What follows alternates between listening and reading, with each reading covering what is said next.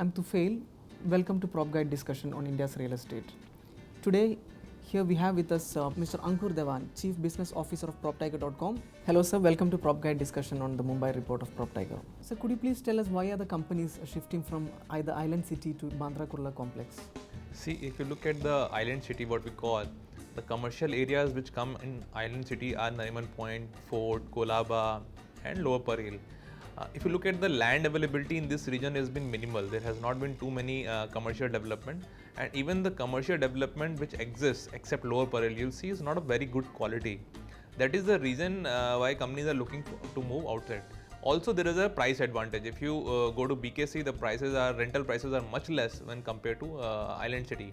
So that is why we are seeing a lot of companies in financial sector moving towards the Bandra Kurla complex. So why are the capital values still high in the Island City when the new launches and sales are declining? You are right. See, when there is a very limited land available, there is not too much development happening. The supply which is available is very less. That is also one of the reasons why the demand and supply mismatch leads to the higher prices. Also, because the land cost is very high, developers prefer to build only luxury develop projects there, and that is the reason why they keep the capital cost of the project very high. So these are two reasons which contribute to the higher cost of Island City. And why is demand rising in Andheri and the Eastern Corridor? See, Andheri and Eastern Corridor have been benefited by the infrastructure projects which are recently completed. So Mumbai for a long time had a problem of infrastructure development. But if you look at the last 1 year, 2 years, we'll see a lot of new things have developed, such as Metro, Mumbai Metro, which completed from Versova to Ghatkopar. Similarly, Eastern Freeway got completed. There is a Chembur Link Road which is completed. So all of these infrastructure development have improved the connectivity of Eastern and Andheri with other parts of the city. So that is why you see the demand is increasing in areas like Vadala, Chembur, Ghatkopar, and Andheri. How would the upcoming infrastructure in Mumbai impact the real estate prices in the city? See, infrastructure is very important because if you look at the average time, any employee which commutes in Mumbai will be around 1.5 hours in the local train. So if something improves the connectivity, it always helps the demand. So there are multiple projects which are planned to improve the connectivity. Two which I'll talk about is one is the integrated water terminal or water metro which we call, which will connect Nariman Point to Andheri and Kandivali.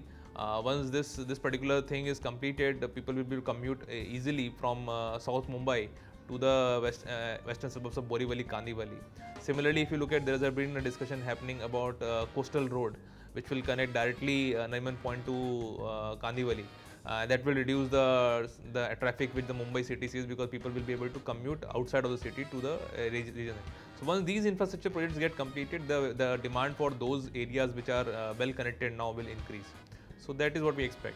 So these are the major growth corridors in Mumbai, or which are the major growth corridors in the city? So if you look at Mumbai city, there are three major growth corridors we have identified. One is the Andheri corridor, which will see a lot of development going forward with the metro and monorail.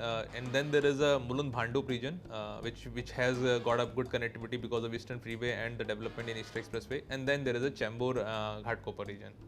So these are three regions where we expect the demand to increase.